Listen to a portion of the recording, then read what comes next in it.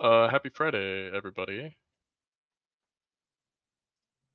Let a couple more people kind of join in for a few minutes, but we can, I don't know, chat about what we got going on this weekend. Weston will not be joining us today. He is touching grass, and I'm happy for him. Oh, that's good. Shout out to touching grass, especially on a Friday, man. Respect. Yeah, it's important. Yes. I will put it on Elon. That's fair. He does deserve it. I mean, it's his company, so. Yeah. There's a couple pretty sweet happenings. I actually got to join the Bonzo Byte space this morning and chat with Brady a little bit about vaults, just because I kind of had a vague understanding of what vaults took inspiration from Oh, or where it got inspired, and it's just bullish stuff. It's bullish for us at Orbit. It's bullish for basically anybody that's trading on saucer swap pools, which is how Orbit functions. We route all of our transactions into saucer swap pools, so it directly helps us out. And the example that Brady gave was with our limit orders. He was like, a big example of having concentrated liquidity is when limit orders trigger, because if liquidity is a little thin, there's a chance that if the user in Orbit set a limit order and maybe didn't account for price impact that could happen in a range where there isn't a lot of liquidity on that pool, the limit order could fail, and they might miss that execution. So concentrated liquidity just kind of bolsters use cases like that. So we're super stoked, and I can kind of dive in more about what it allows the user to do, not in Orbit, but like in Bonzo, or just participating with something like concentrated liquidity or injected liquidity. wow. Yeah. That's so interesting. Yeah, with pleasure. I'm not in the know at all to that. So yeah, we should. Um, Hold on, All we're right, we got posting. people filling in. So it's Friday. It's another hub. I don't know if I should call it an episode. Like, we're recording them, but it feels weird calling it an episode. It's more of a gathering. Um, Yeah. but we're excited. We've shared some big announcements at Orbit, kind of revolving around our TGE. So I'm happy to kind of talk about that. And uh, we pushed an update and some bug fixes this week. We've got some stuff coming next week, so we'll get into all of that. Um, Cube, are you waging right now? What are you up to? How's your Friday? Oh man, the waging don't stop until the bags go to the moon. It's true. So yeah, but it's been chill. Holiday freeze is practically all but in effect at this point. So no more having to herd around the devs and testers to get what I need done. We're basically chilling in cruise control at this point in time Right. because we don't push anything out during holiday season. Too much money at risk. So things Yeah, go on freeze, and then we'll pick back up in 26. attaboy. Special shout out to Shady Emrak. Good seeing you guys. I hope you guys are having a good Friday. So let's get into it. Orbit updates, and then we'll pan over to HashPack updates. We pushed a bug fix that was kind of affecting our limit order system, where points were not being accounted for. So users were maybe having limit orders go off, and they wouldn't see points kind of reflect in their account, and that's been addressed. I think there might be a couple niche use cases where points were missed, but the nice thing is we can backfill the points. The way that we do that is we just look at your account and the transactions that you've made on the network, and our points right now are 1-to-1 with HBAR. So if you do a 100 HBAR trade, it's 100 points. So it's pretty easy to like backfill that. So I think that's all been done. Um, we made an announcement around our TGE. We decided to just kind of make a formal stance and say that it's coming in 2026. We haven't given too many, we're not going to put like a quarter on that. But that being said, I will hint that it's looking like between Q2 and Q3 is a realistic time frame for us, that, or not a set in stone deadline, but a deadline probably that we're putting on ourselves. Um, So yeah, we're excited about that. If you want to know more about the reasons why we did that, we posted a big announcement in our Discord. And we're feeling good about that. It just doesn't feel like the time our app needs some pretty serious work still that we've known about, and we want to get that work done. And then there's also Silk Suite and Origin. Origin's hit a couple delays with their TGE, and it just does not make sense to crowd an already crowded window in Q4 of this year. So that's going on with that. And then what we're working on right now is we're pushing a pretty big overhaul to our app's APIs. We are setting up kind of more thorough charting for meme job tokens so that it's more similar to what charting looks like in saucer swap tokens currently in Orbit. I don't know if anyone's kind of peeped around the scan page, but once you click on a meme job token, the charting is a little jank. So we know about that. We're looking to fix it, and that's what's on our plate this week and right now, coming into next week. Phil, what's going on at HashPack? Legendary, man. Legendary, man. God, you don't stop, man. Absolutely killing it. Listen, the HashPack card. We are still gathering feedback because it's been through and through, man. I mean, every single time we're pushing on the button, like whether that's for memes, whether that's just a message. I pinned also on top our pin post on the profile, so make sure if you didn't register interest on there.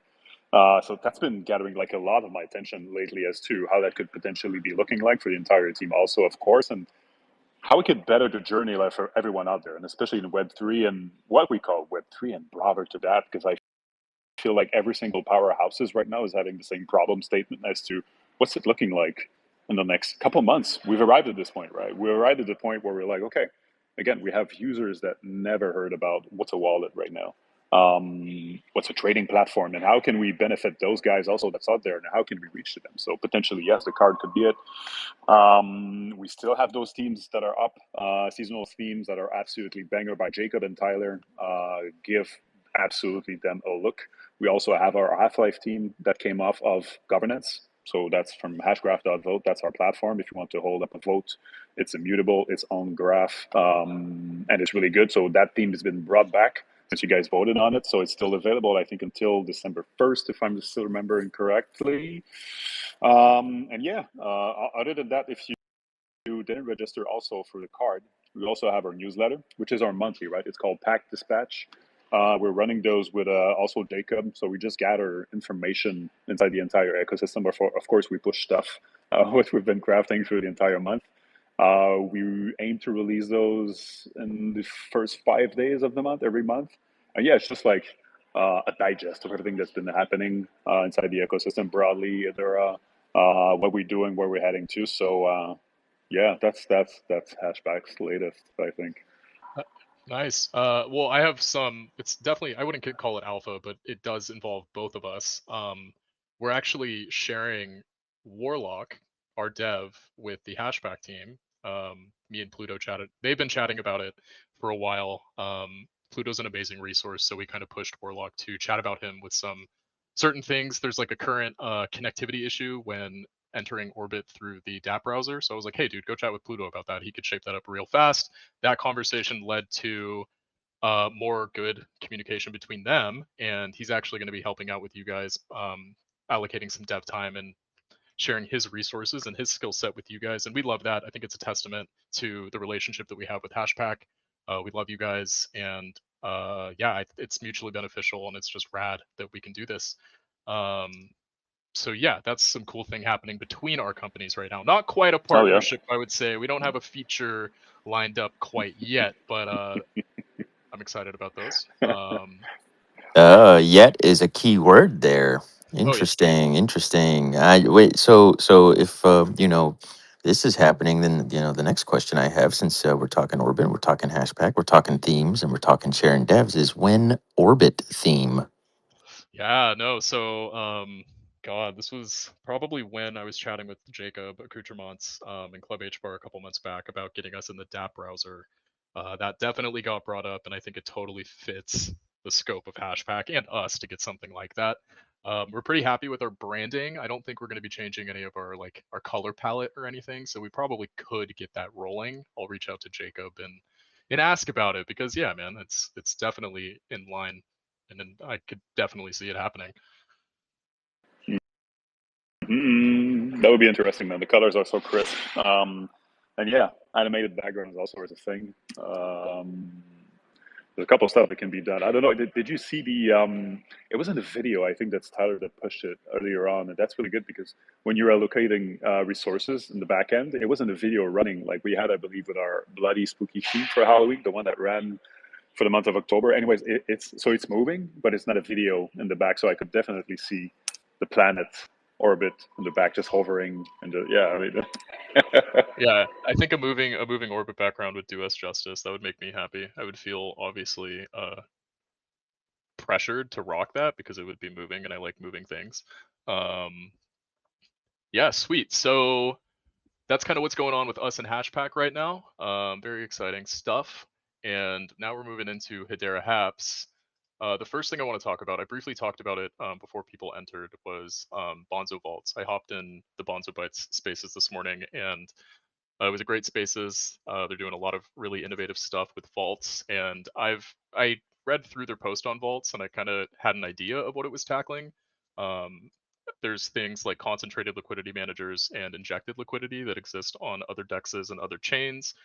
Essentially, in its essence, it allows us in retail to provide liquidity in really effective, profitable ways, I would say, meaning you can pick your range in which you want to provide liquidity. And if you do that right, well, you're capitalizing on active volume, and that's exciting for you, the user. Now, kind of more broader impacts of concentrated liquidity is it helps us at Orbit because all of our transactions route through Saucer Swap's pools. So if you're trading in Orbit on a V2 pool, that just helps trade kind of efficiency.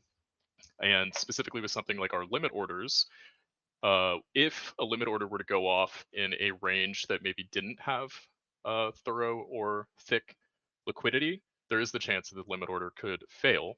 Really, no fault of anyone's other than the limit order itself not accounting for kind of a larger price impact on that pool as a result of having less liquidity in that range. So vaults directly kind of helps Orbit function even better.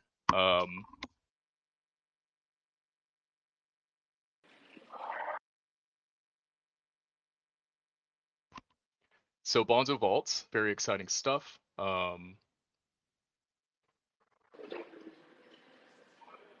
Did X Rug, are you still there? I was gonna say I lost him too. Yeah. One, two, Yeah, one, we two, lost you. one, two. We lost you for like 10 seconds, but Oh, we got the gist of it. Yeah. Don't worry. We lost you for 10 seconds at the very end. bizarre. Yeah, no, I think I got the meat and potatoes out of Bonzo Vaults. It's really innovative stuff happening on the network, and I think it's going to make everyone's trading experience, both on Saucer Swap and Orbit, that much smoother. Yeah, it does. It genuinely does, and I feel like that's on trend. Also, if I can call it that way, we've seen it also with the 8Graph Bros, with ETA Swap that is now ETA Finance. I mean, it's all streamlining the ways for users to be having more fun with liquidity, right? But at the same time, like not feeling the tech. That's on trend, man. And again, the Bunzo guys, Brady and the team, are absolutely killing it since the jump. So yeah, big shout out to them. I feel that's awesome. Absolutely.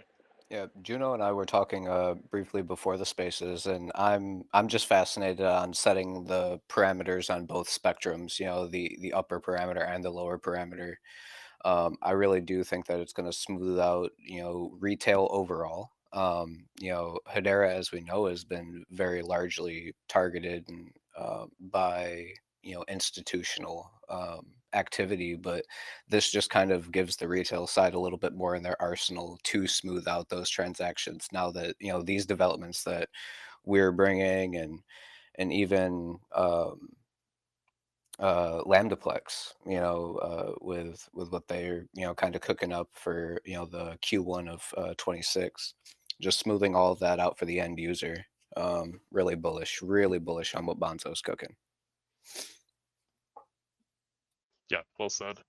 Moving on, wrapped Bitcoin via BitGo. I love to see that. I think any type of pipeline of wrapped layer one coming into the network is only going to make the network more attractive to whales of these L1s on other networks.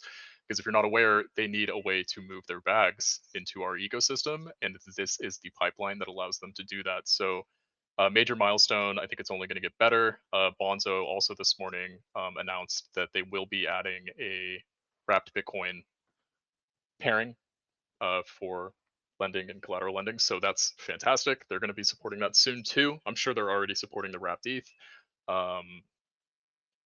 Yeah, I don't have too much to share on that other than it's happening and it's a good thing. It is. It really is. I pinned on top also.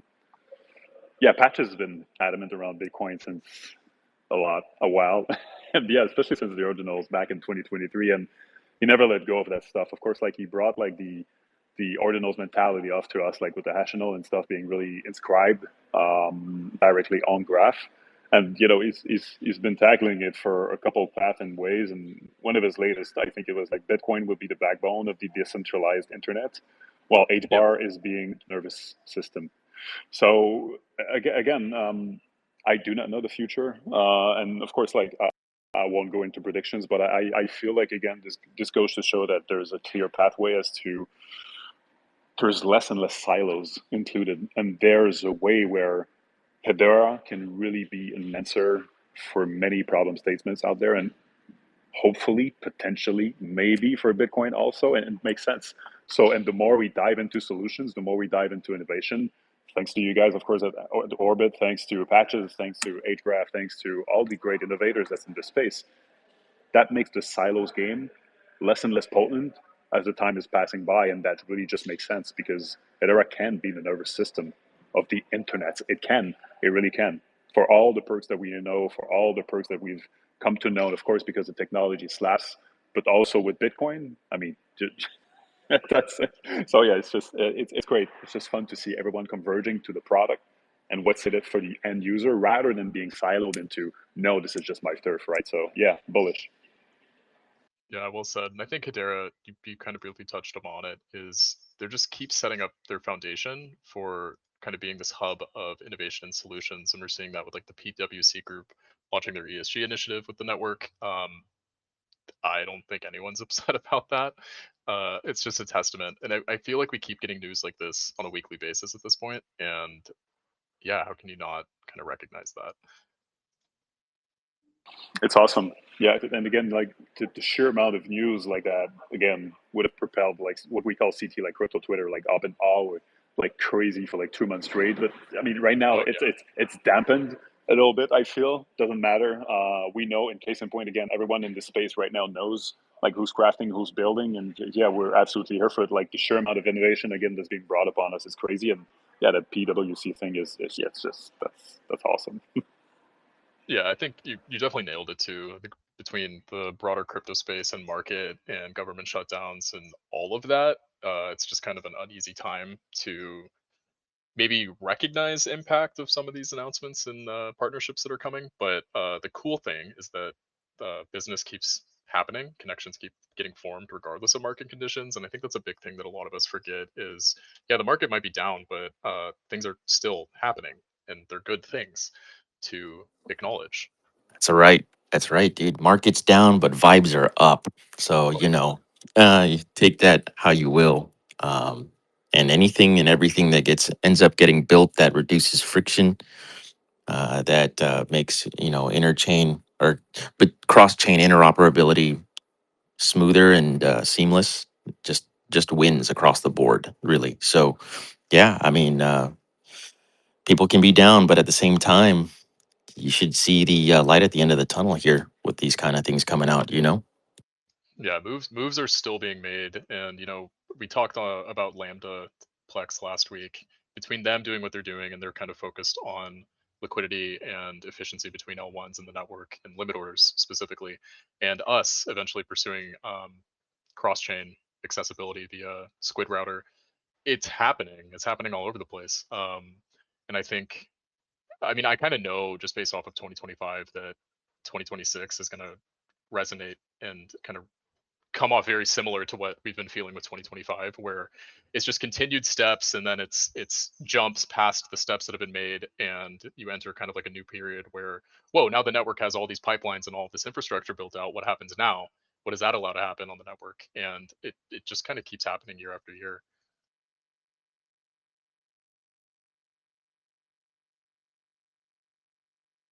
So we got timeless turtles. Phil, what's cooking with timeless turtles? Yeah. Of course, there's this huge initiative ushered by the Dead Pixel next week, like for the Forever like eco wide. That's going to be huge, like with collection from I think it's just PFP art. There's going to be the Siwas on there. PFPY is why that's from March. There's also going to be Wild Tigers, the whole thing. But afterwards, right after, I think they're launching on the 26th. They're launching over Centex. That's going to be interesting because that's from 3 OGs in the space. They've been here since they've been here since 4 years. So that's Mojo, that's Richard, that's Enthusiast. So yeah, 3 great friends of the ecosystems, of course, and myself personally also. And it's good to see great collection being built on the Hedera, especially by OG, since we lost a bit of faith for JPEGs like in the last couple of months, I would say. But if that brings back a bit of heat, and I'm not talking about heat wave, hopefully it comes back, right? It's good because it means there's a slower part of the market that's also rotating back into attention, which is really good because you can digest the culture a bit more while offering something other also in terms of products.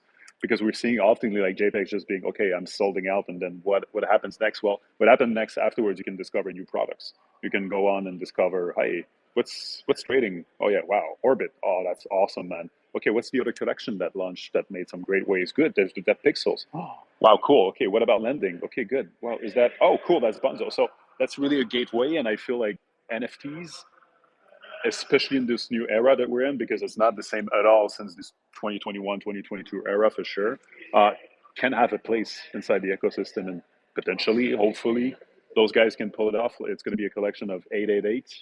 And I believe like the price point is really kind of low also. It's like in the sub 200 bar. I think so. Yeah, hopefully those guys do great, not only for themselves but for the ecosystem, right? Because it's fun to see people succeed at the big since the jump. So yeah, looking forward to it. It's going to be good. Yeah, and I love the price point. I think one thing that the Hedera community has like fully adopted at this point and is leaning into is like accessible entries for these collections. And it only helps. Like it just not only does it allow the average person to enter, but it allows bigger people to enter and whale out and all of the things. It's just a solid thing. Yeah, no, 100%. It's just fun, it's just slower a bit than memes, which is good too, right? That you can have both. It's just different, and it's awesome. I want to give a quick shout out to one of the guests in attendance, Aora Crypto, which is one of our key partners, especially to be grabbing pack directly in app. So yeah, make sure to give them a follow and check what they're doing. But yeah, big shout out again, of course, to Timeless Turtle. I hope they prevail.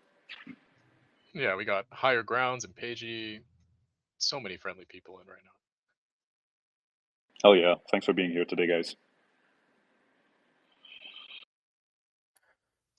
Also, kudos on picking the supply. I think from that era of 2021, 2022, we've seen so many 10K collections with big dreams step into the space, but realizing where we're at now as a network and adjusting accordingly is super important for up and coming collections.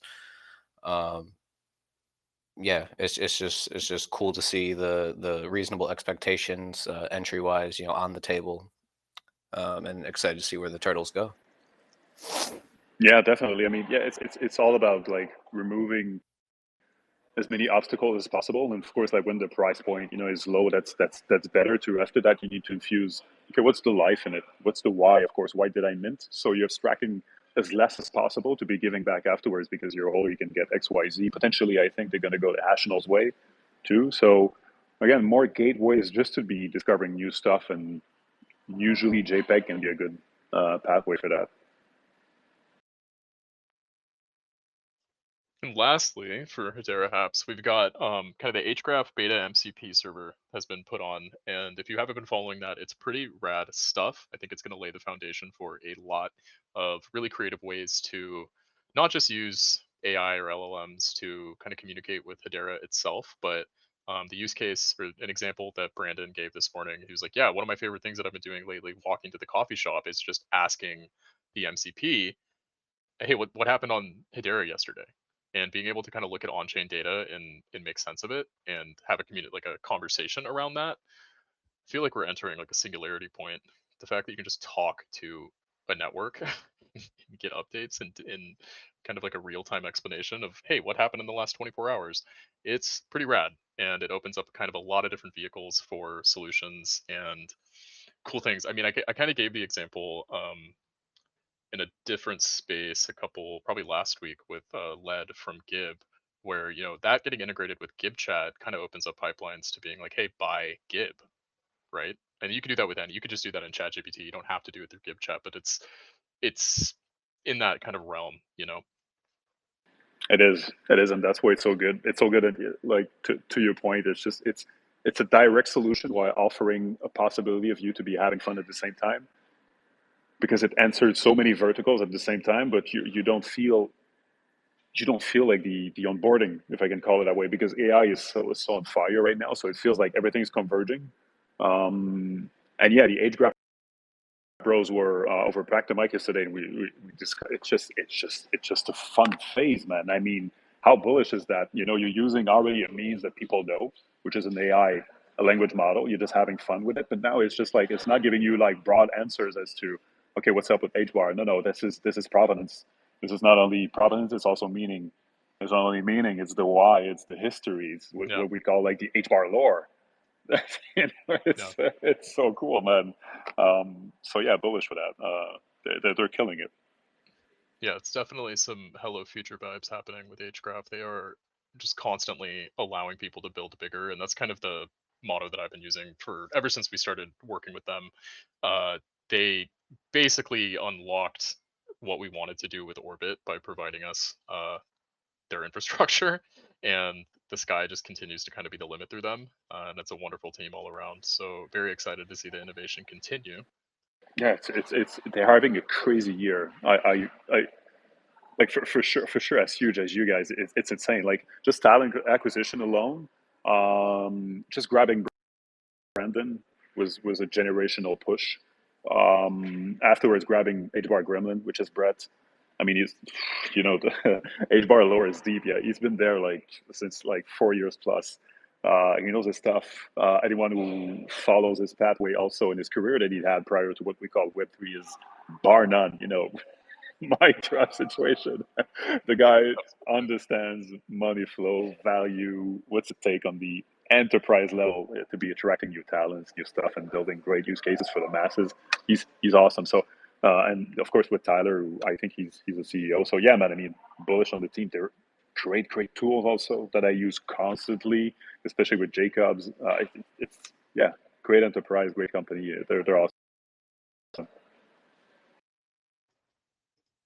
think that might be it for Hedera Haps. This may be a shorter spaces today. We don't have Which Wesley, is good too. yeah, Yeah, for which is sure. good too. Yeah.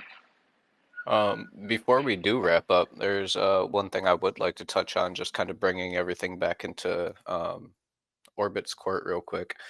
We did host an AMA last Monday, which had an amazing turnout. I think we got just north of 11K impressions and a bunch of phenomenal questions that we'll be addressing on a future team spaces, date TBA.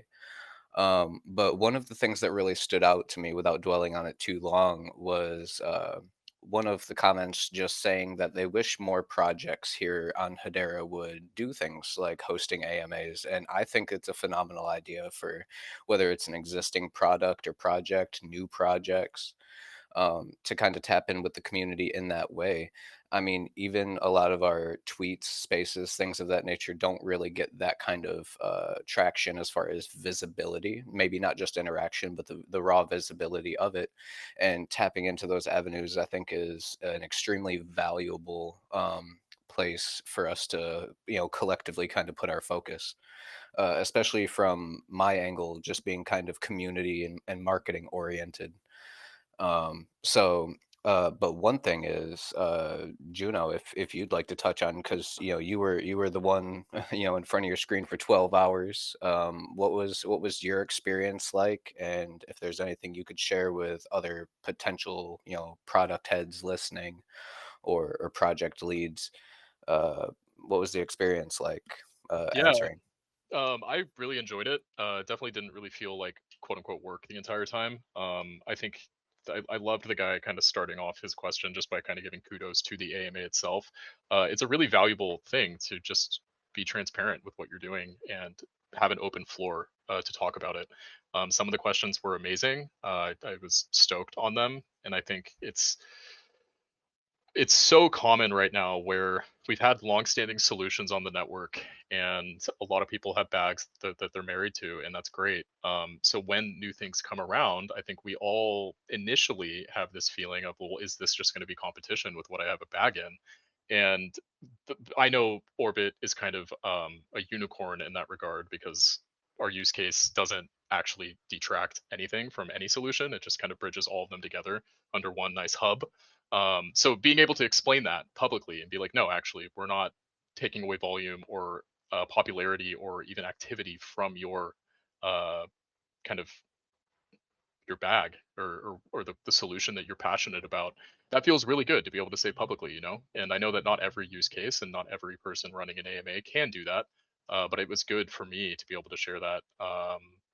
We'll most likely be doing another AMA probably in the middle of 2026 once we get further along and maybe talking about next steps or like looking further down the road, maybe 2027, 2028.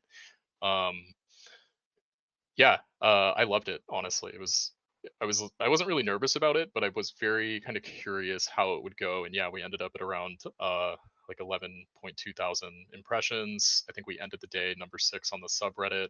It was great. I had a great time. Awesome. Very It's well said.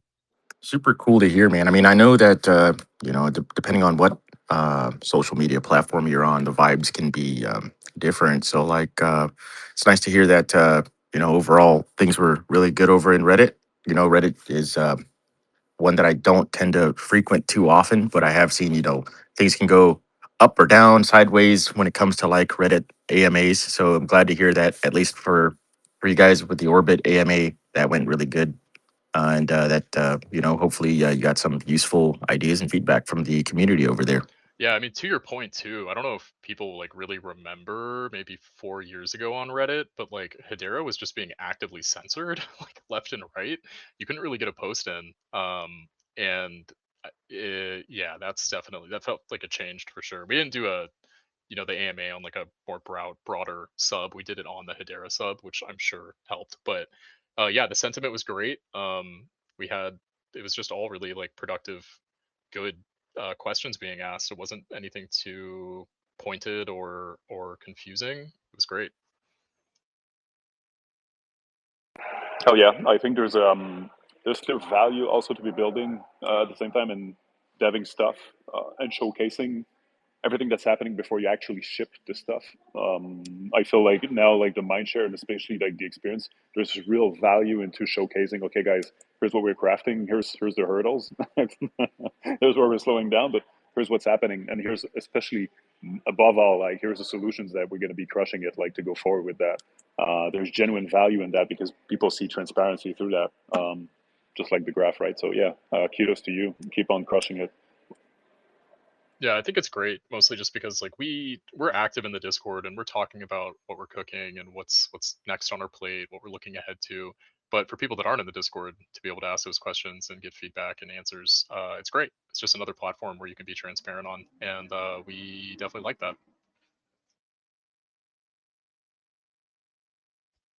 And I think that might be it for today's hub, honestly, which is good. We shared some bullish news.